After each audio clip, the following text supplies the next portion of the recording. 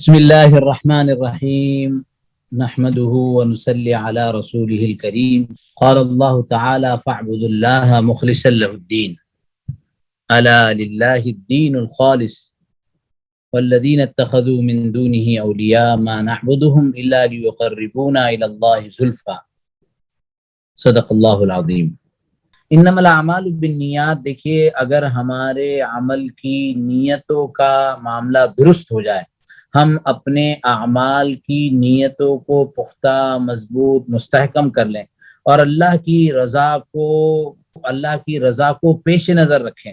دیکھیے یہ عمل تو ہم بھی کرتے ہیں اور عمل صحابہ بھی کرتے تھے، لیکن صحابہ کے عمل کے اندر خلوص جو تھا، ان کی نیتوں کے اندر جو مضبوطی تھی، جو گہرائی تھی، جو وسعت تھی، وہ گہرائی اب ہمارے درمیان نہیں رہی۔ اور جتنا مضبوط ہمارا قلبی جہان ہو، قلب کی کیفیت ہوگی، عمل میں اتنی ہماری جان پیدا ہوگی۔ اسی لیے اس حدیث کو بہت بنیاد مانا جاتا ہے، انما الاعمال بالنیات۔ پھر ہم نے ایک دوسری حدیث پڑھی تھی تسبیح کی مناسبت سے، اور ایک تسبیح بھی یاد کی تھی، بخاری کی آخری حدیث اس کو کہا تھا، وہ بھی ایک مناسبت سے ہمارے سامنے آئی تھی۔ اس میں ایک تسبیح ہم نے پڑھی تھی، سبحان اللہ و بحمدہ سبحان اللہ العظیم۔ تو ہم خالی اوقات میں بیٹھے رہتے ہیں، اپنے آفس میں رہتے ہیں، ہم آفس کا کام کرتے رہتے ہیں، اس کے ساتھ ساتھ ذکر ہم جاری رکھیں، اور اس ذکر کا مذاکرہ ہوتا رہے گا۔ ذکر کے معنی ہی اصل میں یاد کرنے کے ہیں، یاد دلانے کے ہیں، توجہ دینا۔ یہ جو نشست ہے وہ بھی ایک معنی میں ذکر ہے۔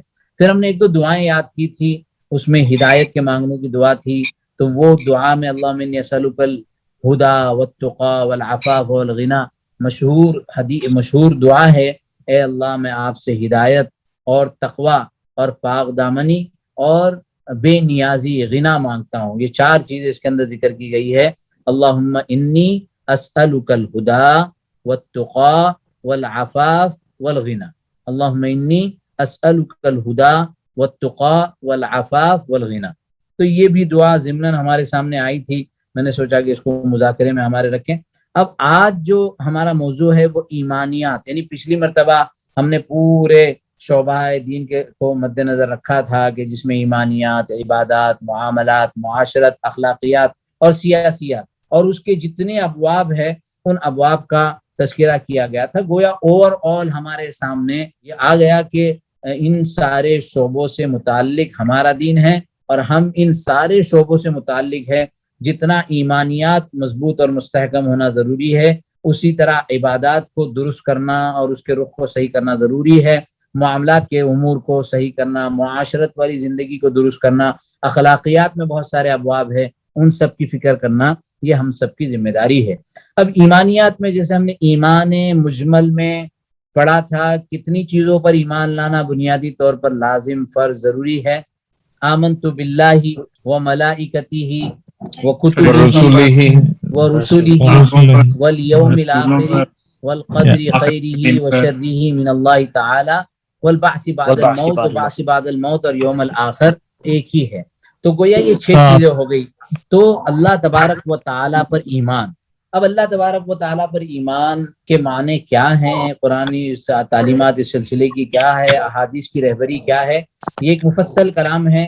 عقائد کی جو بحوث ہیں، عقائد کی جو بحثیں ہیں، خود مدارس دینیہ میں، مدارس اسلامیہ میں ان کی مستقل کئی سال تک سیشن چلتے ہیں، اور عقیدت الطحاوی، عقیدت نسبیہ، بہت سارے عقائد کے ابواب ہیں اور جن کے اندر یہ سارے بحوث چلتے ہیں۔ اس میں سے کچھ بحوث ایسی ہوتی ہیں، کچھ لٹریچر یا کچھ اس سلسلے کا آپ یہ کہہ سکتے ہیں ریسرچ وہ ہوتا ہے جو بہت ڈیپ ہوتا ہے، لیکن جو بنیادی باتیں ہیں وہ یقیناً ہم سب کے لیے ضروری اور لازمی ہیں۔ بہت زیادہ ڈیپ میں، چونکہ ہم اپنی دنیا کے معاملاتی زندگی میں بہت سارے امور میں پھنسے ہوئے ہیں، تو موضوعات کی بہت گہرائی میں جانے کے بجائے اس کی جو بنیادی فرائض ہے، کبھی کبھار ایک انسان ایک فرد کی، ایک امر کی بنیاد میں اور گہرائی میں بہت اتر جاتا ہے، اور دوسرے امر سے وہ بالکل بے پرواہ ہو جاتا ہے۔ اس کی ایک مثال کہ ایک ملاقات میں ساتھی گئے، جن صاحب کے پاس گئے تھے،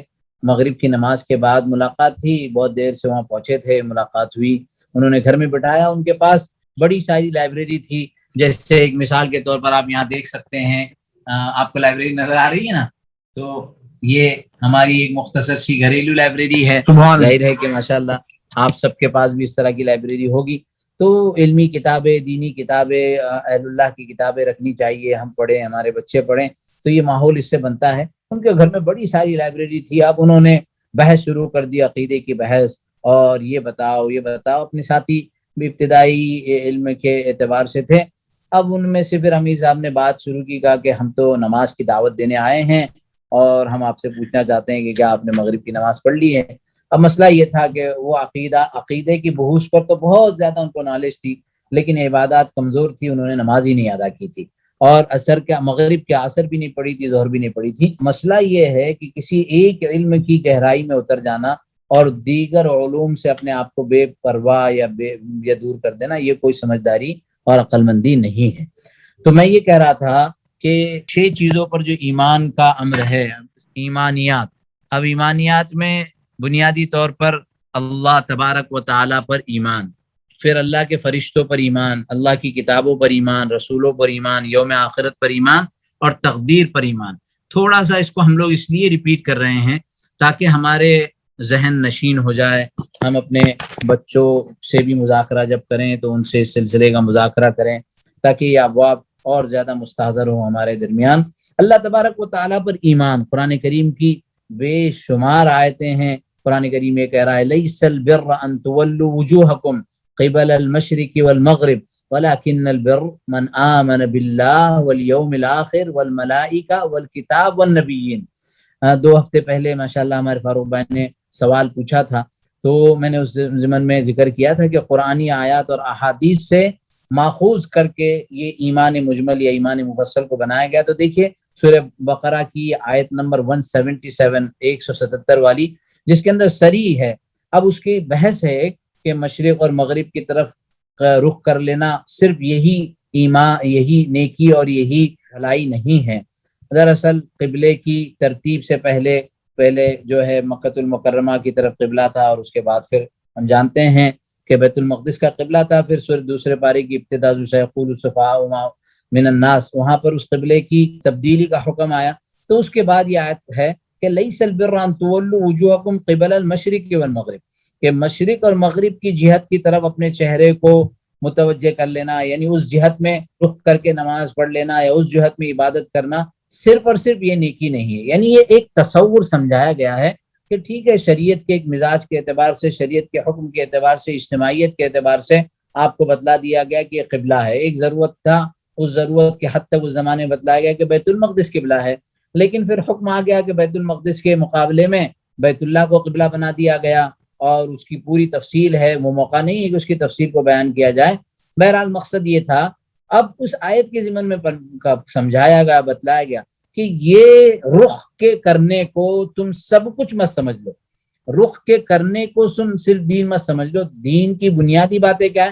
من آمن باللہ، نیکی تو یہ ہے کہ اللہ پر ایمان لائے، والیوم الآخر، اور قیامت کے دن پر، یوم مرنے کے بعد کی زندگی پر ایمان لائے، والملائکہ، ملائکہ پر ایمان لائے، والکتاب، اور اللہ نے بہت ساری کتابیں بھیجی ہے قرآن کریم سے پہلے، ان ساری کتابوں پر ایمان، والنبیین، اور نبیوں پر ایمان لانا. میں نے جب جوائن کیا تھا تو کسی صاحب کا سوال نبی اور رسول کے درمیان فرق کیا ہے، اس کی بات وہ شاید کر رہے تھے. تو موقع ہوگا بلکہ ابھی کہ نبی اور رسول بحیثیت علمی دقت کے اعتبار سے بعض علماء نے اس کی تعریف کے اندر فرق کرنے کی کوشش کی ہے. دیکھیے جب شریعتیں آتی تھی، جیسے آپ نے کتاب کا ذکر کیا، تو بعض انبیاء کو نئی شریعت دی گئی نئی کتاب کے ساتھ، اور بعض انبیاء وہ تھے جو سابقہ نبی کی شریعت پر چلتے تھے. رسول، رسول پہنچانا، رسول کے معنی ہوتے ہیں قاصد کے، پیغام کے پہنچانے کے. نبا ینبأ، نبی کے معنی میں آتے ہیں خبر دینا. تو نبی اللہ کی طرف سے وحی آتی ہے، اس وحی کی وہ خبر دیتا ہے، اور رسول اس پیغام کو پہنچاتا ہے، اس معنی کر کے. حالانکہ یہ علمی دقت کا ایک موضوع ہے، مکمل تفصیلی موضوع ہے، اس کے اوپر بڑے بڑے رسالے لکھے گئے ہیں، لیکن خلاصہ یہ ہے کہ نبی وہ ہے جو نئی شریعت اور نئی کتاب کے ساتھ آیا ہو. جیسے حضرت موسیٰ علیہ الصلوۃ والسلام، حضرت عیسیٰ علیہ الصلوۃ والسلام، حضرت داؤد کے پاس بھی زبور تھی.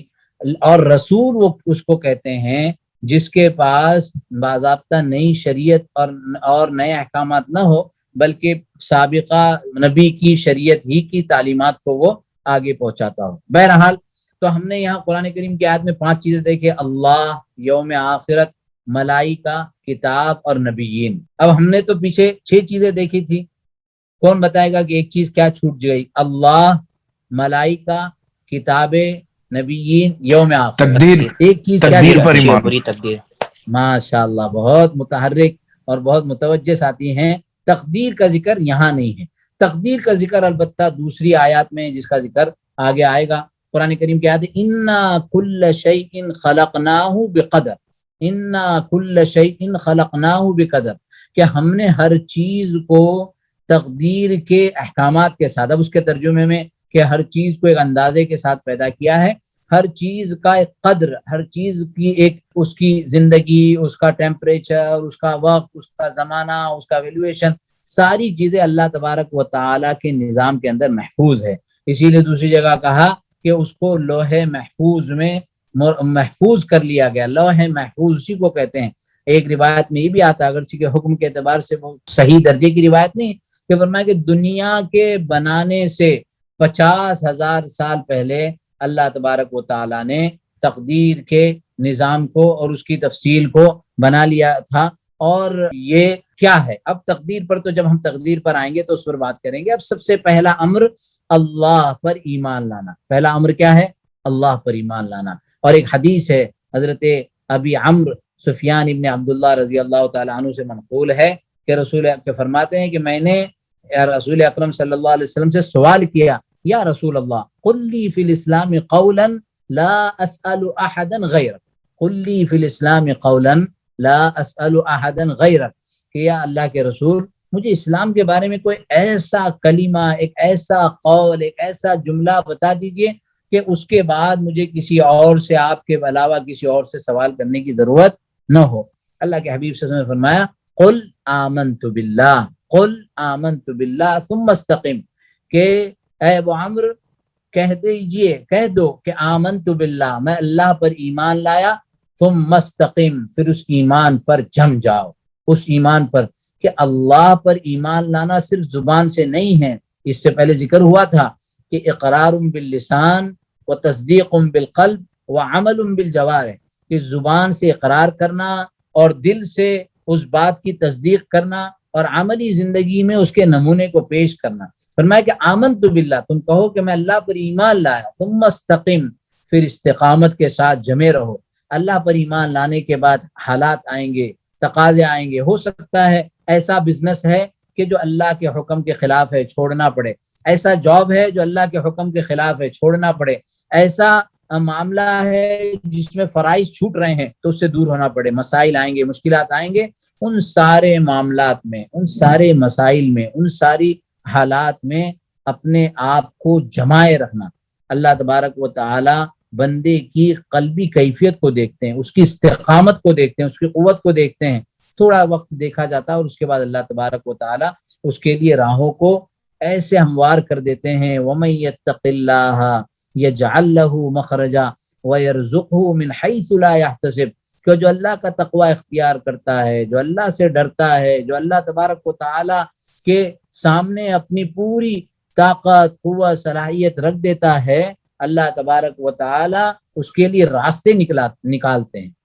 وَمَن يَتَّقِ اللَّهَ يَجْعَل لَّهُ مَخْرَجًا، مخرج آپ دیکھیں گے بلاد عربیہ میں مخرج لکھا ہوا رہتا ہے، جو ایگزٹ، جو ایمرجنسی ایگزٹ ہوتا ہے اس کو مخرج کہتے ہیں۔ قرآن میں کہ یجعل لہ مخرجا، اللہ تبارک و تعالیٰ اس کے لیے ایسا راستہ نکالتے اس کا وہم و گمان بھی نہیں ہوتا۔ اس کے بعد وَيَرْزُقْهُ مِنْ حَيْثُ، راستہ تو نکل گیا، اب آگے مسائل کیسے حل ہوں گے؟ فرمایا وَيَرْزُقْهُ مِنْ حَيْثُ لَا يَحْتَسِبُ، اللہ اس کو ایسی جگہ سے نوازتے ہیں کہ اس کا وہم و گمان بھی نہیں ہوتا۔ پہلے تو وہ مشکلات سے نکل جاتا ہے اور اللہ اس کے مسائل کو حل کر دیتے ہیں۔ وَمَن يَتَّقِ اللَّهَ يَجْعَل لَّهُ مَخْرَجًا وَيَرْزُقْهُ مِنْ حَيْثُ لَا يَحْتَسِبُ وَمَن يَتَوَكَّلْ عَلَى اللَّهِ فَهُوَ حَسْبُهُ، اور جو اللہ پر توکل اختیار کرتا ہے اللہ اس کے لیے کافی ہے۔ ان اللہ بالغ امرہ قد جعل اللہ لکل شیء قدرا، یہاں بھی وہی ہے کہ اللہ تبارک و تعالیٰ نے ہر چیز کے لیے ایک وقت مقرر کیا، ہر نظام کے لیے، ہر امر کے لیے ایک تقدیر بنا لی ہے۔ اللہ تبارک و تعالیٰ کے نظام کے تحت یہ معاملات چلتے رہتے ہیں۔ تو ہم بات کر رہے تھے اللہ تبارک و تعالیٰ پر ایمان لانا، اللہ کی ذات پر، اللہ کی صفات پر، اللہ کے کمالات پر، اللہ کی شہنشاہیت پر، اللہ کی ربوبیت پر، اللہ کے تمام جو صفات ہے کہ اللہ ایسا رحمان ہے کہ اس کے رحم کے مرتبے کا تصور کسی اور جگہ ہو ہی نہیں سکتا۔ ایک جملہ آتا اللہ کریم ہے، اللہ کریم ہے، اللہ کریم ہے، کبھی تصور میں بیٹھ کر ایسے گویا اللہ سے بات کر، اللہ آپ کریم ہے، اللہ آپ کریم ہے، اللہ آپ رحیم ہے، اللہ کی صفات کو اللہ تبارک و تعالیٰ سے گویا بات کریں۔ جو ہم نے ایک مرتبہ وہ بھی کوشش کی تھی، اور جو احباب وہ آیتیں یاد کر سکتے ہیں سورہ حشر کی جو آخری آیت ہے، بلکہ کم سے کم درجے میں فاروق بھائی تو ضرور کہوں گا کہ آپ اپنے بچوں کو لے کر، آپ کو یاد بھی ہوگی اور بھی احباب ہے، واللہ الذی لا الہ الا ہو الملک القدوس السلام المؤمن المہیمن العزیز الجبار المتکبر۔ کتنا مزہ آئے گا جب ہم ان آیات کے معانی اور مفہوم کو سمجھ کر ان آیت کو پڑھیں گے۔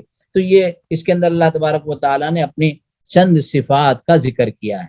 تو اللہ تبارک و تعالیٰ پر ایمان، اب اللہ تبارک و تعالیٰ پر ایمان کے اور بھی ابواب ہے، جیسے اللہ کے وجود پر ایمان کہ اللہ کی ذات ہے۔ قرآن نے دو نظریے ذکر کیے، ایک تو کہ ثم استوى علی العرش کہ اللہ تبارک و تعالیٰ عرش پر مستوی ہو گئے، دوسری جگہ فرمایا وَهُوَ مَعَكُمْ أَيْنَمَا كُنْتُمْ کہ اللہ تبارک و تعالیٰ تمہارے ساتھ ہے جہاں کہیں تم ہو۔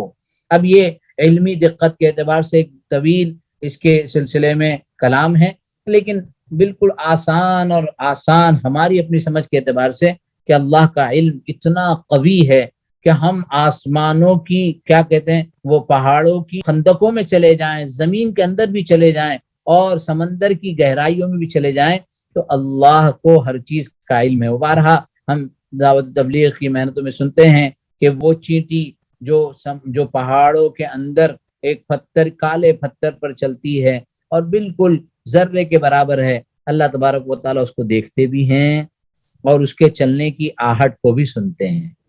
تو یہ قلب کی کیفیت ہو جائے کہ اللہ کا وجود ہے اور اللہ تبارک و تعالیٰ کی نگاہ سے میں اوجھل نہیں ہوں، میں جھوٹ بولوں، میں چوری کروں، میں زیادتی کروں، میں ظلم کروں، ان سارے مواقع پر اللہ تبارک و تعالیٰ مجھے دیکھ رہے ہیں۔ اللہ چاہے تو اسی وقت اس کا بدلہ لے لیا جائے، لیکن اللہ تبارک و تعالیٰ کی طرف سے ڈھیل مل رہی ہے۔ اسی طرح اللہ کے ربوبیت پر ایمان لانا، ایک تو کہ اللہ کے وجود پر، اللہ میرا رب ہے۔ اب رب کے معنی کیا ہے؟ آج کے درس میں کوشش کروں گا مذکرے میں یہ بات لکھ دی جائے کہ رب کسے کہتے ہیں؟ پالنے والے، پالن ہار ترجمہ ہم کرتے ہیں۔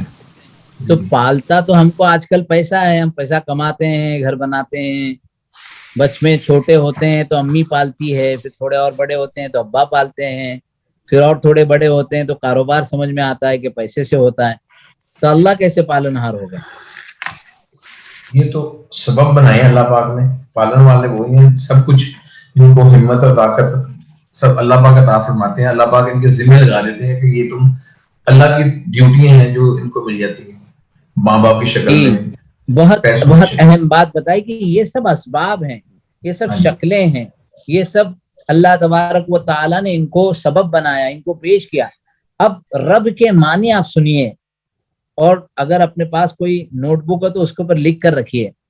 رب وہ ہے، ترجمہ تو ہم پالنہا سے کرتے ہیں اور بالکل سے کہ ربا یربی تربیتن، رب وہ ہے جو عدم سے وجود میں لائے، رب وہ ہے جو عدم سے وجود میں لائے، وجود میں لانے کے بعد درجہ بدرجہ اس کو اپنی آخری منزل تک پہنچائے۔ یعنی ہم دنیا میں نہیں تھے، ہماری آمد سے پہلے مٹی اور نطفے کا نظام اور اس کے بعد ماں کی پیٹ میں 9 مہینے کی تخلیق کا نظام، وہاں کون تھا؟ وہ پورا نظام انسان کی عقل سے ماورا ہے، وہ رب ہے۔ پورا عدم سے وجود میں لانا، پھر وجود میں لا کر اس کی دنیا میں پیدائش ہوئی، اب اس کی جو بڑا ہونے کا سلسلہ تھوڑا سا ہم اپنی وفی انفسکم افلا تبصرون، قرآن کہتا ہے اپنے آپ میں غور کرو، اپنے آپ کو دیکھو، اپنے دل کو دیکھو، اپنی آنکھوں کو دیکھو، اپنے دماغ کو دیکھو ایک پاگل جو شخص ہوتا ہے دماغ کی نسوں میں سے ایک نس کے اوپر نیچے ہو جاتی ہے تو اس کا پورا نظام درہم برہم ہو جاتا ہے. اب سائنس تحقیق کر کے بتلا رہا ہے کہ کتنی نسیں ہیں، کیا کیا نظام ہے. اب سائنس کی جو تحقیقات ہے وہ تو ایک نتیجے پر آ کر رک جاتی ہے. اللہ تبارک و تعالیٰ کی قدرت تو کہتے ہیں کہ وہاں سے شروع ہوتی ہے. تو اللہ کو رب مانا جائے کہ جس نے مجھے عدم سے وجود میں لایا، وجود میں لا کر مرحلہ بمرحلہ، کہ پہلے میں چھوٹا بچہ تھا، میں چلنا نہیں جانتا تھا، میں بولنا نہیں جانتا تھا، میں کھانا پینا نہیں جانتا تھا. اللہ نے وہ ساری چیزیں مجھے سکھائی، زبان سکھائی، سوچنے سمجھنے کی صلاحیت سکھائی. ایجوکیشن میں آگے بڑھا، تعلیم و تعلم میں آگے بڑھا، آج میں اس قابل ہو گیا کہ 2 روپے کما سکتا ہوں. تو یہ سب کے سب اللہ تبارک و تعالیٰ کی عطا اور اللہ تبارک و تعالیٰ کی دین ہے. آئندہ بھی یہ سلسلہ ختم ہوتے ہوئے ایک نتیجے پر پہنچے گا اور پھر اللہ تبارک و تعالیٰ فیصلہ کریں گے کہ فرمایا کہ دائیں طرف والے وہ بائیں طرف والے، اصحاب الیمین و اصحاب الشمال، اللہ ہم سب کو اصحاب الیمین میں سے بنائے. تو اللہ کے وجود پر ایمان، اللہ کی ربوبیت پر ایمان، اللہ کی الوہیت پر ایمان. الہ کام کو بنانے والا، کام سارے مسائل کو حل کرنے والا، سارے معاملات کو، پانی اللہ دیتا ہے، کھانا اللہ دیتے ہیں، اور دنیا میں سورج، چاند، ستارے، سیارے، یہ پورا نظام جو چل رہا ہے. سورہ یاسین کی آیت ہے کل فی فلک یسبحون، کہ اس فلک کے اندر، اس کائنات کے اندر بے شمار اللہ کی مخلوقات ہے اور وہ اپنے اندازے کے اعتبار سے سال ہا سال سے چل رہی ہے اور ان میں کسی کو کوئی مشکل پیش نہیں آتی ہے. تو یہ اللہ کی الوہیت پر ایمان لانا. بہت سی مذہبوں کے اندر کہ خدا کو تو مانتے ہیں لیکن پانی کا خدا الگ ہے. اللہ نے بہت سارے الگ الگ اپنے ہاتھ پیر بنائے ہیں. کوئی سورج کو دے دیا کہ وہ پاور دے وے، پانی کو الگ خدا بنا دیا، ہوا کو الگ خدا بنا دیا. نہیں نہیں نہیں نہیں، اسلام شرعی تعلیمات کے یہ سارا نظام تنہ تنہا اللہ کرتے ہیں. پھر اللہ کے اسماء و صفات، اللہ کے اسماء بے شمار اسماء ہیں، جس میں سے 99 نام تو مشہور ہیں جن کو ہم دیکھتے ہیں، جن کے تغرے بھی ہوتے ہیں، لیکن صرف اتنے نام نہیں ہیں. قرآن کریم کی آیت ہے سورہ کہف جو ہم ہر جمعہ کو پڑھتے ہیں، اور اگر نہ پڑھتے ہوں تو اس کا معمول بنا لیا کریں. تو سورہ کہف کے اندر جو آخری رکوع ہے اس کے اندر یہ ذکر ہے کہ اگر سارے سمندر کو روشنائی بنا دیا جائے اور پوری دنیا کے درختوں کو قلم بنا لیا جائے اور اللہ تبارک و تعالیٰ کی صفات لکھے جائیں، اللہ کے کمالات لکھے جائیں، تو یہ سارے قلم ختم ہو جائیں گے. لنفد البحر قبل ان تنفد کلمات ربی ولو جئنا بمثله مددا. فرمایا کہ اتنا ہی ایک اور سمندر، اتنے ہی ایک اور درختوں کے قلم ہو جائے تب بھی اللہ کے کمالات کو لکھا نہیں جاتا. اب میں آپ سے اور اپنے آپ سے پوچھنا چاہتا ہوں کہ اگر میرے ہاتھ میں قلم دے دیا جائے کہ مفتی صاحب آج جو ہے آپ اللہ تبارک و تعالیٰ کی صفات کو لکھیے، کہ اللہ کے کمالات کو لکھیے، ہم کتنا لکھیں گے؟ جیسے نا جس سے جتنی محبت ہوتی ہے اس کی صفات کو، اس کی اداؤں کو، اس کی نعمتوں کو، اس کے ناز کو، بہت ساری چیزیں سلسلے کی ہیں، اس کو لکھا جا سکتا ہے. قرآن کریم کہہ رہا ہے کہ یہ سارا سمندر ختم ہو جائے گا لیکن اللہ کی نعمتیں، اللہ کی صفات، اللہ کے کمالات، اللہ کی کبریائی ختم نہیں ہوگی. لنفد البحر قبل ان تنفد کلمات ربی ولو جئنا بمثله مددا. اب کم سے کم ہم اللہ کے 99 نام یاد کر لیں. کم سے کم ہم جو ہے سورہ حشر کے آخر میں جو آیت نام ہے عالم الغیب والشہادہ، الرحمن الرحیم الملک القدوس السلام المؤمن المہیمن العزیز الجبار المتکبر الخالق الباری المصور القہار الجبار الرزاق، یہ چند نام جو قرآن کریم میں کم سے کم اتنے تو یاد کر لیں. اور ہماری ابھی ذہانت کمزور ہو گئی، ہم سے یاد نہیں ہوتا، بچوں کو یاد کرانے. پیارے بچے بہت اچھے سے یاد کر لیتے ہیں. کل ہی مجھے ایک ساتھی نے ہمارے ان کے مدرسے کا وہ بھیجا کہ ان کی بچیاں ماشاءاللہ اللہ تبارک و تعالیٰ کے ناموں کو یاد کرتی ہیں. تو یہ بہت چھوٹی چھوٹی چیزیں ہیں لیکن بہت مفید اور کارگر ہیں.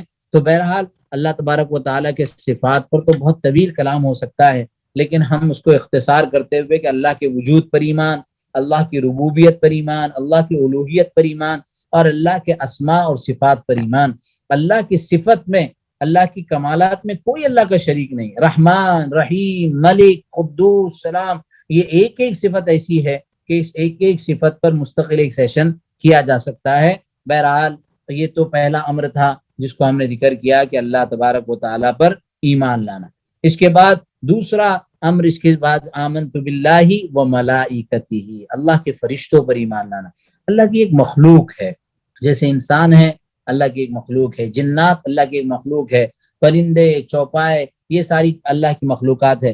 ایسے ہی فرشتے اللہ کی مخلوقات ہیں، اور ان کا ایمان مفصل کے اندر ذکر ہے. فرشتوں کے سردار کون ہیں؟ فرشتوں کے سردار کون ہیں؟ جبرائیل علیہ السلام. ماشاء اللہ، تو بہت نالج والے سب دوست ہیں الحمدللہ. حضرت جبرائیل علیہ السلام، صحیح حدیث میں آتا ہے، مسند احمد کی روایت ہے کہ حضرت جبرائیل علیہ السلام کو ان کی اصلی شکل میں رسول اکرم صلی اللہ علیہ وسلم نے صرف ایک مرتبہ دیکھا ہے. بعض روایتوں میں اس سے آگے بھی ہے. اور کیا دیکھا؟ وہ اسی وقت جب اللہ کے رسول صلی اللہ علیہ وسلم کو وحی کی پہلی وحی سے نوازا گیا، اور اس وقت رسول اکرم صلی اللہ علیہ وسلم 6 مہینے سے قلب کی کیفیت ہے، بار بار تنہائی میں جاتے ہیں، پہاڑ پر چلے جاتے. کیا روایتیں ہیں. حضرت خدیجہ رضی اللہ تعالیٰ نے کیسی محبت کرتی تھی. بعض مرتبہ رسول اکرم صلی اللہ علیہ وسلم غار حرا میں 2-3 دن تک قیام کرتے تھے. اس غار کے اندر، وہ اتنا شہر سے دور، اس غار ہی کے اندر قیام ہوتا تھا. اور حضرت خدیجہ رضی اللہ تعالی عنہ، جو عمر میں بھی اللہ کے رسول صلی اللہ علیہ وسلم سے بڑی تھی، وہ کھانا لے کر وہاں پہنچاتی، آپ کی ضرورتوں کی پورا کرنے کی فکر کرتی. اور اس وقت مرتبہ جب ایک وقت گزر چکا تو ایک مرتبہ حضرت جبرائیل علیہ السلام آئے. پورا واقعہ بخاری کے اندر کتاب بدء الوحی الی رسول اللہ صلی اللہ علیہ وسلم، اس واقعے کے اندر ذکر ہے. فرمایا کہ حضرت جبرائیل کے 600 پر ہیں، اور ان 600 پروں میں سے صرف 2 پر اگر کھول دیں تو پورا مشرق اور مغرب جو ہے وہ اس پر کے نیچے آ جائے، صرف 2 پر کے اندر. اب باقی تو جو پر ہیں، کیا اللہ کا نظام ہوگا، کتنی طاقت اور قوت کے مالک ہوں گے. اسی لیے کہا جاتا نا کہ اللہ ہماری عبادتوں کے محتاج نہیں ہیں. اللہ کے تو بے شمار فرشتے ہیں جو سالہ سال سے قیام میں ہیں، بے شمار ہیں جو سالہ سال سے رکوع میں ہیں، جو سالہ سال سے سجدوں میں ہیں. اللہ کو ہمارے سجدوں کی ضرورت نہیں ہے، اللہ کو ہمارے عبادات کی ضرورت نہیں ہے، اللہ کو ہمارے انفاق فی سبیل اللہ کی ضرورت نہیں ہے. یہ سارے اعمال تو ہمارے اپنے لیے. بہرحال تو یہ فرشتوں کی، اس میں 4 بڑے فرشتے ہیں، جبرائیل، میکائیل، اسرافیل، عزرائیل. ان چاروں کے مقررہ کام ہیں. ان کے علاوہ فرشتوں کی بڑی جماعت ہے. فرمایا کہ قبر میں سوال کرنے والی جو جماعت ہے وہ ایک الگ ہے، منکر نکیر ایک الگ ہے. بندے کو جب قبر میں رکھا جاتا ہے تو پھر وہ فرشتے آ جاتے ہیں، سوال جواب شروع ہو جاتا ہے. موت کے وقت موت کا جو فرشتہ ہے اور ان کے ساتھ جو پوری جماعت ہے کہ وہ موت کے بندے کی جو ہے روح کو قبض کرنے کے لیے آتے ہیں. یہ پورا نظام حتیٰ کہ اس مرتبہ بھی ہر شخص کے ساتھ 2 فرشتے اس کے دائیں بائیں ہمیشہ موجود ہے. اسی لیے بہت سارے واقعات اس سلسلے کے آتے ہیں کہ کتنے بچے ایسی کیفیت میں پہنچ جائے کہ ان کے بچنے کی کوئی صورت نہیں ہے، لیکن اللہ نے ان کو بچا لیا. تو کہتے ہیں کہ فرشتے حفاظت میں معمور رہتے ہیں. بندہ آیت الکرسی پڑھتا ہے، اللہ تبارک و تعالیٰ ایک فرشتے کو اس پر معمور کر دیتے ہیں. تو بے شمار اس سلسلے کی گویا احادیث ہیں جس کے اندر فرشتوں کا ذکر ہے. فرشتوں پر ایمان لانا کہ اللہ کی ایک مخلوق ہے جو لا یعصون اللہ ما امرہم ویفعلون ما یؤمرون، کہ وہ اللہ کے کسی حکم کی نافرمانی نہیں کرتے، جو اللہ نے کہہ دیا اس کو پورا کرتے ہیں، اس میں نافرمانی کا کوئی سوال نہیں. یہ تو خمیر، یہ تو عنصر، یہ تو بات انسان میں رکھ دی گئی کہ اس کو تو گنجائش دیتی، انا دیناہ السبیل اما شاکرا و اما کفورا، کہ ہم نے راستہ بتلا دیا، اب نیکی اور خیر کے راستے میں چلے تو تیرا فائدہ ہے، اور اگر برائی کے راستے پر چلے گا تو تمہارا اپنا نقصان ہے. یہ دونوں راستے بتلا دیے گئے. فرشتوں کو یہ اختیار نہیں ہے. فرشتے تو اپنے اللہ کو راضی کرنے میں جو اللہ کی طرف سے حکم ہوتا ہے اس کو پورا کرتے ہیں. تو فرشتوں پر ایمان لانا یہ ایمان کا ایک بنیادی جزء ہے. تیسرا، آسمانی کتابوں پر ایمان لانا. سورہ بقرہ کی ابتدائی آیات میں ہم پڑھتے ہیں الذین یؤمنون بالغیب والذین یؤمنون بما انزل الیک وما انزل من قبلک. اور یہ ایمان مومنین کون ہیں؟ جو آپ پر جو کتاب نازل ہوئی یعنی قرآن کریم اس پر بھی ایمان لاتے ہیں، اور اس سے پہلے جو کتابیں نازل کی گئی اس پر بھی ایمان لاتے ہیں۔ ہم توریت پر بھی ایمان لاتے ہیں، زبور پر بھی ایمان لاتے ہیں، اور انجیل پر بھی ایمان لاتے ہیں۔ البتہ ان کتابوں میں ان کی قوموں نے تحریف کر دی، اس لیے آج دنیا میں جو کتابیں ان کی قوموں کے پاس ہے وہ بالکل خالص نہیں ہیں۔ اس کے بالمقابل قرآن کریم کے بارے میں کہا گیا کہ انا نحن نزلنا الذکر وانا له لحافظون، کہ ہم نے اس قرآن کریم کو نازل کیا اور ہم ہی اس کی حفاظت کرنے والے ہیں۔ بہت سے لوگ آئے جنہوں نے کوشش کی اس کے اندر کمی بیشی کر دی جائے، اس کے اندر کوئی خلط ملط کر دیا جائے، لیکن وہ یہ ایسا نہیں کر سکے۔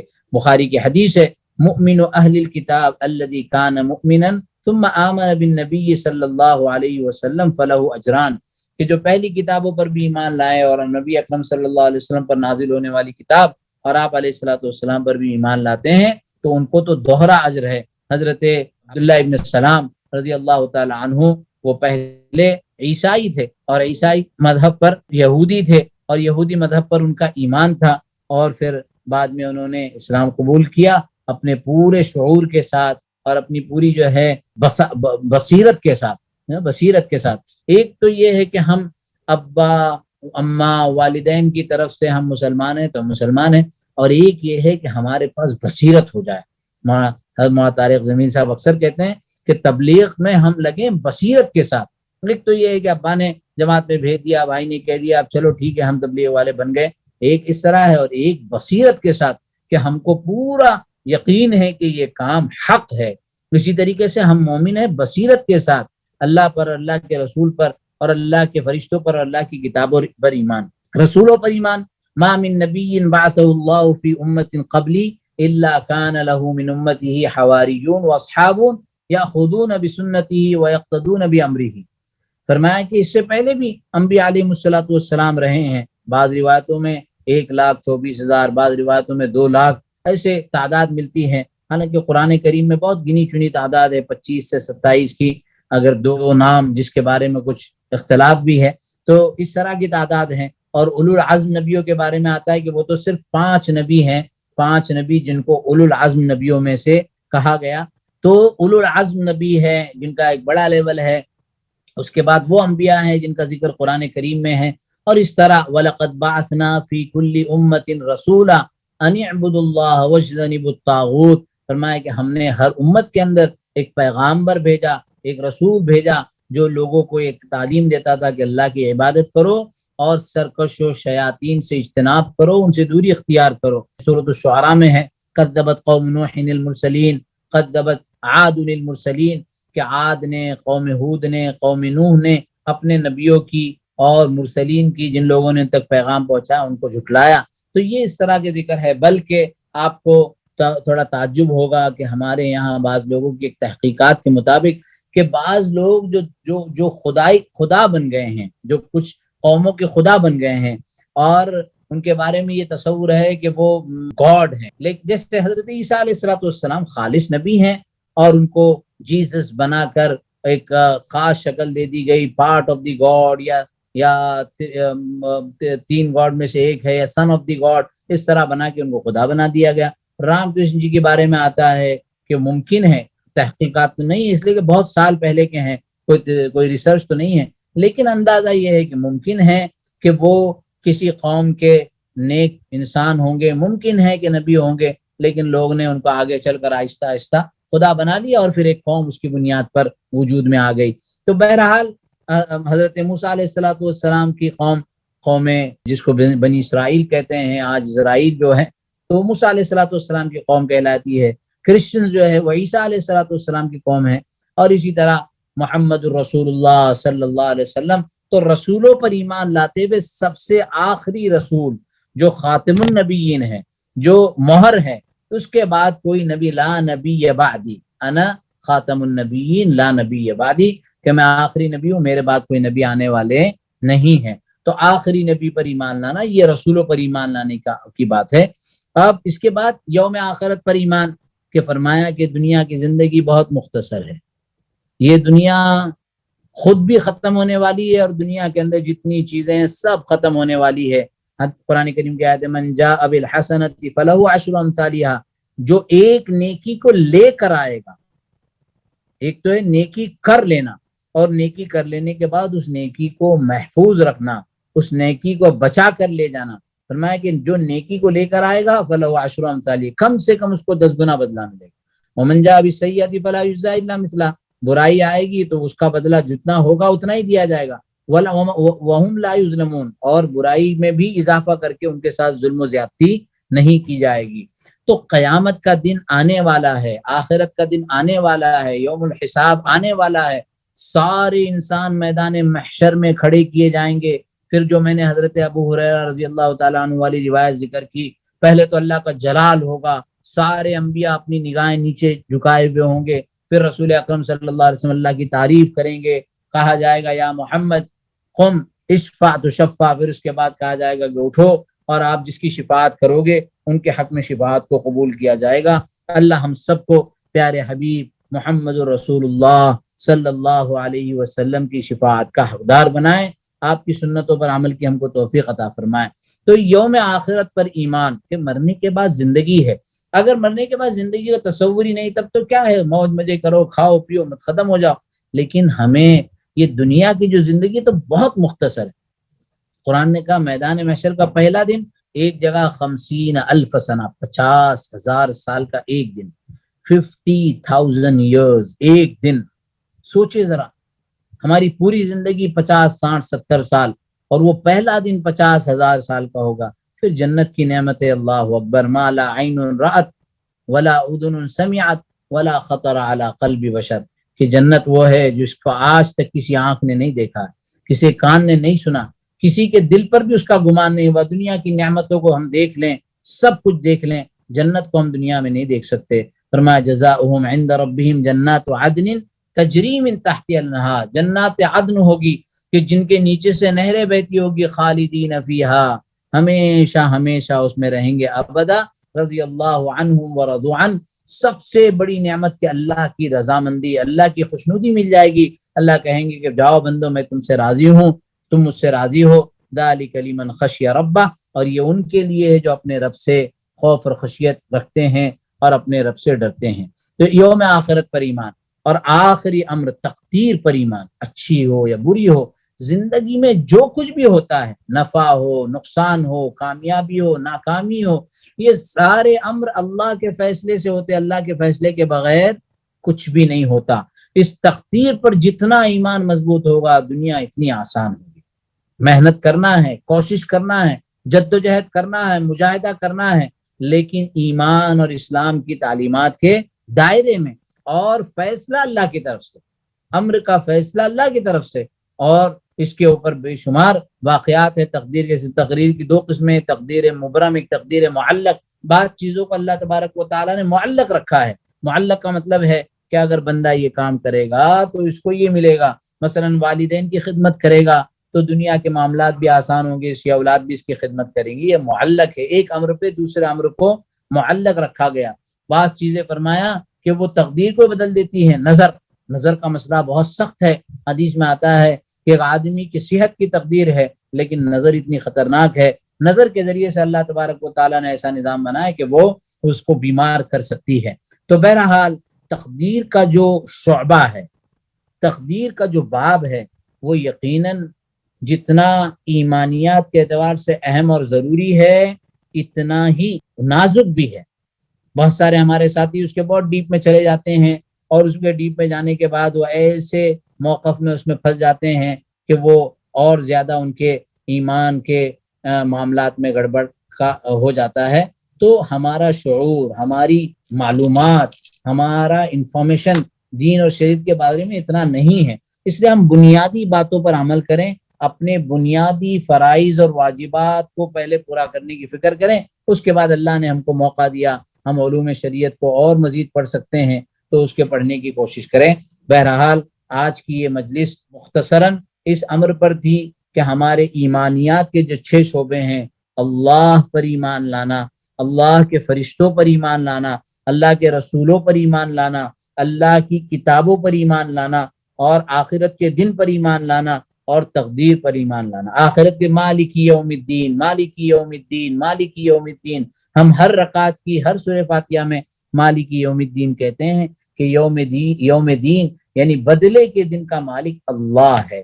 یہ سارے ایمانیات کے ابواب جب ہمارے مضبوط اور مستحکم ہو جائیں تو ہماری دل کی کیفیات، عمل کا جذبہ، اللہ سے تعلق. آج بہت اچھی ایک صاحب نے بات کہی کہ کسی عام انسان نے ایک نیک بندے اور اللہ والے سے پوچھا کہ مجھے کیسے پتا چلے گا کہ میں اللہ تبارک و تعالیٰ کے قریب ہوں یا اللہ تبارک و تعالیٰ کا محبوب ہوں. اللہ تبارک و تعالیٰ، میں اللہ تبارک و تعالیٰ سے میں محبت کرتا ہوں. میں اظہار تو کہتا ہوں کہ میں اللہ سے محبت کرتا ہوں، لیکن مجھے کیسے پتا چلے گا کہ میں اللہ تبارک و تعالیٰ سے محبت کرتا ہوں، محبت سچی اور صحیح ہے؟ تو انہوں نے کہا کہ جب تم اللہ کے نیک بندوں سے محبت کرنے لگ جاؤ تو سمجھو کہ یہ علامت ہے کہ تم اللہ تبارک و تعالیٰ سے محبت کر رہے ہیں. اللہ کے نیک بندوں سے محبت، اللہ سے محبت، اللہ کی کتاب سے محبت، اللہ سے محبت، اللہ کے احکامات، اللہ کی شریعت، اللہ کا دین، اللہ کی دین کے لیے قربانی، اللہ کے دین کے لیے جدوجہد کرنا، یہ سب چیزیں تمہارے دل کے اندر پیدا ہو جائیں تو سمجھو کہ تمہاری محبت اللہ تبارک و تعالیٰ سے ہو رہی ہے. پھر دوسرا سوال کیا، اب مجھے یہ کیسے پتا چلے گا کہ اللہ تبارک و تعالیٰ مجھ سے محبت کرتے ہیں؟ فرمایا کہ اللہ کے نیک بندے جب تم سے محبت کرنے لگ جائیں، اللہ کے متقی بندے جب تم سے محبت کرنے لگ جائیں تو سمجھو کہ اللہ تبارک و تعالیٰ تم سے محبت کرتے ہیں. اللہ یہ نہیں دیکھتے کہ اس نے کتنے گناہ کیے ہیں، یہ نہیں دیکھتے کہ اس نے کیسی زندگی گزاری ہے. اللہ تو اپنے ہر بندے سے، وہ روایت میں ہم نے سنا تھا نا پہلی نشست میں، 100 قتل کیے ہیں لیکن دل کے اندر بے چینی تھی، بے قراری تھی. اے اللہ معاف کر دیجئے، اللہ معاف کر دیجئے، اللہ معاف کر دیجئے. کوئی معافی کی سبیل ہے، کوئی معافی کا راستہ ہے؟ عابد کے پاس گئے نہیں ہوا، عالم کے پاس گئے، میری معافی ہو سکتی ہے؟ وہ کیوں نہیں ہو سکتی؟ اللہ سے معافی مانگ لو، ایک مرتبہ ہاتھ اٹھا دو، ایک دو آنسو بہا دو، رات کی تنہائی میں بیٹھو اور اپنی زندگی کے بارے میں غور کرو کہ ہم نے زندگی کہاں گزاری، ہماری زندگی میں کتنی اللہ کے حکم کی نافرمانی ہوئی ہے، کتنی ہم نے اللہ کے حکم کی خلاف ورزی کی ہے، ہم نے کتنے فرائض واجبات چھوڑے ہیں. اگر ہم آنکھوں سے جب گناہ کرتے تھے، اللہ اس پر قادر ہے کہ ہماری نگاہوں کو لے لیں. ہم جب کانوں سے گناہ سنتے ہیں، اللہ اس پر قادر ہے کہ ہمارے کانوں کی سماعت کو اللہ تبارک و تعالیٰ لے لیں. ہم زبان سے جب گالی گلوچ یا ظلم و زیادتی کرتے ہیں، اللہ اس پر قادر ہے کہ ہماری زبان کو لے لیں. لیکن اللہ کریم ہے، اللہ رحمان ہے، اللہ رحیم ہے، اللہ اپنے بندوں سے بہت محبت کرنے والے ہیں. اللہ کی اس محبت کا ہی تو حق ہے کہ اللہ نے آج تک ہم کو نبھایا ہے، اور یقیناً اللہ تبارک و تعالیٰ کی ذات عالی سے ہماری قوی امید ہے کہ اللہ ہماری کمیوں کو، کوتاہیوں کو معاف کریں گے، ہماری لغزشوں سے درگزر کریں گے، اور اللہ تبارک و تعالیٰ ہمارے ٹوٹے پھوٹے اعمال کو قبول کریں گے. بہرحال یہ ایمانیات کا شعبہ اور ایمانیات سے متعلق جو ابواب تھے وہ مکمل ہوئے. آہستہ آہستہ کوشش کریں گے کہ جو مذکرات ہے، جو یاد کرنے کی چیزیں ہیں، جو اس میں قرآن کی آیت بھی ہو، جس میں حدیث بھی ہو، جس میں دعائیں بھی ہوں، جس میں تسبیحات بھی ہوں، تو وہ بھی آہستہ آہستہ دے دی جائے. سیکھنے سکھانے کا ماحول بنے. جو لوگ بالکل ابتدائی درجے میں ہیں وہ تھوڑا اور آگے بڑھیں. جو قرآن کریم پڑھ سکتے ہیں وہ حفظ کریں. جنہوں نے کچھ حفظ کر لیا ہے وہ اور اگلی آیتوں کو کریں، تجوید کو درست کریں. جو اس سے آگے ہیں تو وہ اس کے معانی اور مفاہیم کو اور اس کی دقت اور گہرائی کو سمجھنے کی کوشش کریں. خلاصہ یہ ہے کہ اللہ اپنے دین کا صحیح فہم، اپنے دین کی صحیح سمجھ ہم سب کو عطا فرمائے، اور ہمارے اعمال میں ہونے والی کمیوں کو، کوتاہیوں کو اللہ تبارک و تعالی اپنے فضل سے معاف فرمائے. وآخر دعوانا ان الحمد للہ رب العالمین وصلی اللہ وسلم علی نبینا محمد وعلی آلہ وصحبہ اجمعین. مفتی صاحب ایک کوشچن ہے، صرف میں سٹارٹ کر لیتا ہوں. قرآن میں کہا کہ جنت میں ایسی چیزیں ہیں جو کسی نے آج تک نہیں دیکھی، کسی آنکھ نے نہیں دیکھی، لیکن ہم نے یہ بھی سنا کہ حضور صلی اللہ علیہ وسلم کو جنت دکھائی گئی، اور پھر اس کے بعد ہم لوگ آج کل زمانے میں بھی سنتے ہیں کہ کئی لوگوں نے خواب میں کچھ دیکھ لیا. کیا یہ بھی اسی زمرے میں آتا ہے؟ ذرا اس کو تھوڑا سا کلیئر کر دیں. پھر 4 سوال ابھی تک اور ہیں وہ پوچھ. ماشاءاللہ، بہت دقیق اور گہرے علوم کا سوال ہے. دیکھیے اس کے 2 جوابات ہیں. نمبر 1، علماء نے یہ لکھا کہ رسول اکرم صلی اللہ علیہ وسلم کو جو دکھایا گیا تھا یا کچھ لوگ جو خواب میں بھی دیکھ لیتے ہیں وہ صرف ایک سیمپل ہے، وہ صرف ایک نمونہ ہے. اب مثلا میں کسی سامان کو لینے جانا چاہتا ہوں تو مجھے کسی نے سیمپل لا کے بتلا دیا، تو سیمپل کا دیکھ لینا اوریجنل کی طرح نہیں ہوتا ہے، لئی سیم ایز اٹ از نہیں ہوتا. ایک جواب یہ ہے. دوسرا جواب یہ ہے کہ جو رول بتایا جاتا ہے، جیسے قرآن کریم کی بہت ساری آیتیں ہیں، وہاں پر تخصیص پیدا ہو جاتی ہے کہ ما لا عین رأت، لیکن جیسے رسول اکرم صلی اللہ علیہ وسلم نے دیکھا تو اللہ کے رسول کی تخصیص ہو گئی کہ آپ علیہ الصلوۃ والسلام نے اور وہ بھی ایک رات میں دیکھا تھا اور وہ بھی کچھ حصوں کو دیکھا تھا، یہ تخصیص ہو گئی. تو خصوصیت کے، اور شریعت میں بہت سی جگہوں پر اس کو کہتے ہیں کہ اختصاص بعد التعمیم، عمومی حکم بیان کرنے کے بعد کچھ خصوصیت کا ذکر کر دیا جاتا ہے، تو وہ ایک مخصوص موضوع ہے، ایک مخصوص پہلو ہے، اس کا پورے معاملات سے اس کا تعلق نہیں ہے. اور پہلی بات جو میں نے کہی وہ زیادہ کہ اللہ کے رسول صلی اللہ علیہ وسلم نے بھی دیکھا تو وہ تو گزرتے ہوئے دیکھا تھا، لیکن اس کی حقیقی جو ذوق ہے، جو حقیقی کیفیات ہے، جو حقیقی مزے ہیں، وہ تو یقیناً دنیا میں کوئی آنکھ نہ دیکھ سکتی ہے، اور نہ دیکھ کر اس کے تصور کو دیکھنا تو چھوڑیے، تصور تو بیٹھ کر ہم قائم کر سکتے ہیں کہ ایسی ہوگی، ہواؤں میں ہم اڑیں گے، ایسے کھانے کھائیں گے، ایسی حوریں ہوں گی، ایسے موج مزے ہوں گے، صبح کے وقت کا نظام ہوگا، کوئی غم نہیں ہوگا، کوئی ٹینشن نہیں ہوگا، کیا مزے کی زندگی ہوگی، لطف ہمیشہ بڑھتا رہے گا، مزے ہمیشہ بڑھتے رہیں گے، ایک ایک کھانے کے اتنے مزے ہوں گے. یہ سب تصور کرتے کرتے کرتے کرتے ہم ایک لیول پر پہنچ جاتے ہیں تصور کے. فرمایا کہ جو لیول پر ہم پہنچے ہیں وہ لیول ہماری تصور کی انتہا ہے، ابھی جنت کی ابتدا نہیں ہوئی ہے. تو یہ دو جوابات. کہ مفتی صاحب یہ پوچھنا تھا، آپ نے نظر کا بولا کہ نظر اور تقدیر ان دونوں کا آپ نے بولا، تو اس کا کیا مطلب ہے کہ نظر جیسے ہم لوگ کہتے ہیں نظر لگ گئی ہے، حدیث میں آتا ہے العین حق، نظر حق ہے. تو یہ ایمانیات اور عقائد کے شعبوں کا حصہ ہے کہ نظر جو انسان کسی پر دیکھ لیتا ہے، ضروری نہیں کہ اس کی بھی بد نظر ہو. مثلا کئی مرتبہ ماں کی اپنے بیٹے کو نظر لگ جاتی ہے. اب ظاہر بات ہے کہ ماں کی نظر بچے کے ساتھ میں بد نظری نہیں ہوگی، لیکن نظر کا اپنا ایک اثر ہے. اس کا ذکر قرآن میں بھی ہے، اس کا ذکر احادیث میں بھی ہے، اور پھر اس احادیث میں ان کے علاج کا بھی ذکر ہے. تو یہ ایمانیات کے شعبے میں ایک میں نے اس کا پوائنٹ ذکر کیا. ہم اس کا مستقل ایک سیشن لیں گے کہ جب یہ عیون اور جو علاج اور اس کے سلسلے کی جو وہ ہے اس کا ایک سیشن ہوگا. تو نظر حدیث میں آتا ہے کہ نظر بہت سی مرتبہ تقدیر پر سبقت کر جاتی ہے، اتنا اثر پڑ جاتا ہے کہ انسان لا علاج مرض میں مبتلا ہو جاتا ہے، وفات ہو جاتی ہے، نقصان ہو جاتا ہے. اس نظر کا اپنا ایک اثر ہے. اسی لیے تین چیزیں ہوتی ہے: نظر، اثر، سحر. سحر کا ذکر سورہ بقرہ کے اندر ہے کہ جادو ہوتا ہے، وَاتَّبَعُوا مَا تَتْلُو الشَّيَاطِينُ عَلَى مُلْكِ سُلَيْمَانَ. دوسرا نظر کہ جادو نہیں ہے، اس کا تعلق کوئی خاص علم سے نہیں ہے، بس دیکھا اثر ہو گیا، اور اس کے بہت سارے مشاہدات ہمارے سامنے بھی آئے. اثر یعنی جنات کی اپنی ایک مخلوق ہے، وہ بھی انسانوں کی طرح اپنی ایک دنیا میں بستی ہے. کبھی انسان نے کسی درجے میں کسی انداز میں اس کو تکلیف پہنچائی یا کوئی امر ہو گیا، اس کی وجہ سے وہ اثر انداز ہو گئے. تو یہ تینوں الگ الگ شعبے ہیں، اور ان سارے شعبوں کے علاج کے باضابطہ طریقے ہیں ان کے سلسلے میں. جیسے 4 کل ہے، آیت الکرسی ہے، منزل کی 33 آیتیں ہیں، اور صبح شام کے اذکار ہیں. اور اسی طریقے سے اگر پتہ چل جائے کہ کس کی نظر لگی ہے تو اس کا وضو کا پانی جمع کر لیا جائے اور وضو کے پانی کو پچھلے حصے میں ڈال دیا جائے. یہ تو خود حدیث میں اس کا ذکر ہے. تو یہ ساری چیزیں نظر سے متعلق اختصاراً میں نے ذکر کر دی ہے. مفتی صاحب ماشاءاللہ بڑا اچھا رہا ہے. میں نے یہ پوچھنا تھا تقدیر، یہ اٹس ویری کمپلیکیٹڈ، آپ نے تھوڑا سا الوڈ بھی کیا کہ we don't need to go deep into it, لیکن یہ تقدیر جو ہے اللہ کی طرف سے، تو اس میں انسان کا یا ایک انڈیویجول کا مرضی کتنا شامل ہو سکتا ہے، یا ایفرٹ کتنی شامل ہو سکتی ہے کہ وہ اس کا پارٹ نہیں ہے؟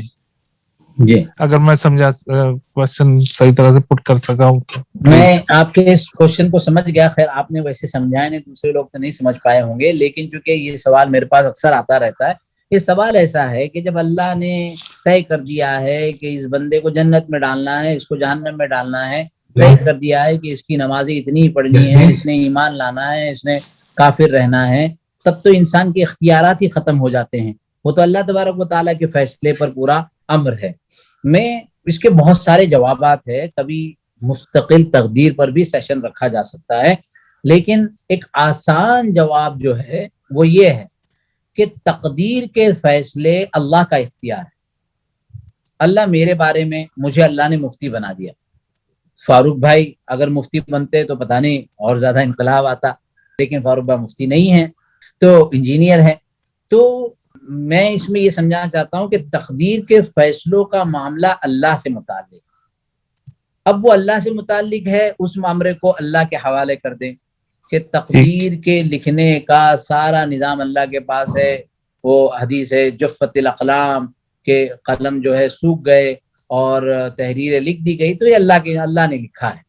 मेरी जिम्मेदारी ये है कि अल्लाह ने मुझे एक शरीयत दी, भाई ये शरीयत पर तुम अमल करो, तुम नमाजें पढ़ो, तुम रोजे रखो, तुम ज़कात दो, तुम हज करो, तुम नेकी के काम करो। अब यहाँ पर अगर मैं तकदीर के अब्वाब में चला जाऊं कि अगर अल्लाह ने मेरे मुकद्दर में रोजे रखे तो मैं रखूंगा, मेरे मुकद्दर में नहीं रखे तो मैं नहीं रखूंगा, ऐसा नहीं है। अल्लाह ने हमको अहकामात का मुकल्लफ बनाया। तकलीफ इसे कहते हैं, तकलीफ, कल्लफ युकल्लिफु तकलीफ। मुकल्लफ होना एक अलग चीज है और मुकद्दर होना एक अलग चीज है।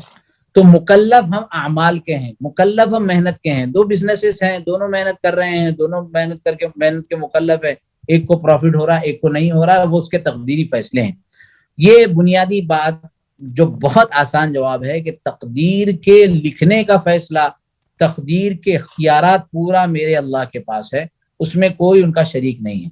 मैं अल्लाह के अहकामात का मुकल्लफ हूँ और मैं उस तकलीफ को अपनी इस्तिताअत, अपनी ताकत और अपनी कुव्वत के एतबार से पूरा करता हूँ। ये एक आसान जवाब है। बाकी तकदीर का पूरा एक बाब है। और जैसे मैंने जिक्र किया कि फ़िरक़े क़दरिया और फ़िरक़े मुजस्समा, क़दरिया तो बहुत मशहूर फ़िरक़ा इस सिलसिले का गुजरा है पिछले दौर में, जिसने तकदीर के अब्वाब पर बहुत सारे ऐसे फ़लसफ़े बयान किए जो इस्लामी तालीमात के ख़िलाफ़ थे। तो बहरहाल ये मुख्तसर जवाब बहुत आसान और वाज़ेह हम सबको समझने के लिए। जी मुफ्ती साहब, मेरा सवाल कब्र के अजाब से रिलेटेड है। इसमें हम मुख्तलिफ अहादीस भी सुनते हैं, लेकिन मेरा सवाल यह है कि जज़ा और सज़ा का एक दिन मुकर्रर है और वो एक इंडिविजुअल, हमारे जैसे जो इंडिविजुअल्स हैं जिनकी मौत है, वो जज़ा और सज़ा का दिन जो है क़यामत के दिन, वो उसके बहुत बाद में आना है, ये जब भी आना है जिसका अल्लाह को। तो जज़ा और सज़ा में ही अमाल को तोला जाएगा, उसी दिन हिसाब किताब होगा और उसी दिन अमाल नामा दाएं या बाएं हाथ में दिया जाएगा।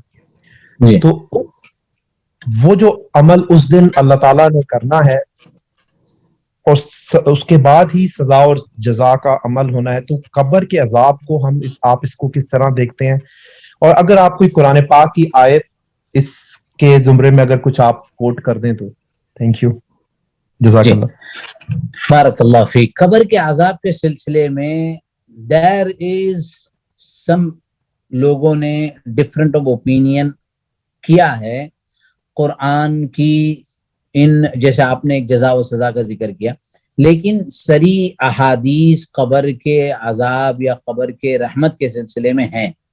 और आपने बात सही की, लॉजिकली एक बात है कि जब मैदान महशर में फैसला होगा तो फिर उससे पहले जज़ा या सज़ा का मामला क्या। उसको मैं ये समझता हूँ आसानी से समझने के लिए, एक बंदे को कैद कर लिया गया, पकड़ा गया, अभी उसका कोई फैसला नहीं हुआ, लेकिन जो उसके पकड़ने वाले लोग हैं, जब वो सही लोग हैं, यानी जिन्होंने उनको कैद किया है, अगर वो सही लोग हैं तो वो जानते हैं कि यह आदमी मुजरिम है या गैर मुजरिम है। अब जब मुजरिम है तो फैसले से पहले ही उसके साथ वो सख्ती करते हैं, गाड़ी में लेते जाते हुए सख्ती करते हैं, कैद खाने में सख्ती करते हैं। फैसला तो बाद में होगा, उससे पहले से उसके बाद सख्ती होती है। और जो आदमी मुजरिम नहीं होता, जो आदमी अच्छे मामले के लिए तय किया जाता है, अभी तो फैसला बाद में होना है, लेकिन जो लोग उसको लेके जाते हैं वो उसके साथ इकराम का मामला करते हैं। ایک بات تو یہ ہے. دوسری آیت بہت اچھی توجہ دلائی گئی, النار یعرضون علیہا غدوا وعشیا ویوم تقوم الساعہ ادخلوا آل فرعون اشد العذاب. یہ قرآن کریم کی آیت ہے کہ آگ جو ہے غدوا وعشیا, صبح اور شام ان کے سامنے پیش کی جاتی ہے. اب وہ جو حدیث ہے کہ وہ دروازہ ونڈو کھول دیا جاتا ہے, تو یہ تو قرآن کریم کی صریح آیت ہے جس کے اندر یہ ہے کہ آگ جو ہے صبح اور شام ان کے سامنے. وہ یوم تقوم الساعہ, اس کے بعد آگے قیامت کے دن کا ذکر کیا جا رہا ہے. تو یقیناً یہ آیت کا جو ٹکڑا ہے وہ قبر کے موضوع سے متعلق ہے. بہرحال قبر کے موضوع پر انشاءاللہ تفصیلی بات بھی ہوگی, جیسے عین اور قدر کی بات تھی, تو یہ مستقل ایک موضوع ہے. یقین قرآن کریم کی یہ آیت اور دیگر جو احادیث ہے, اور احادیث کے زمرے میں یہ جو بات ہے کہ فیصلہ تو بعد میں ہوتا ہے لیکن فیصلے کے اثرات اس انسان پر پہلے سے رونما ہونے لگتے ہیں.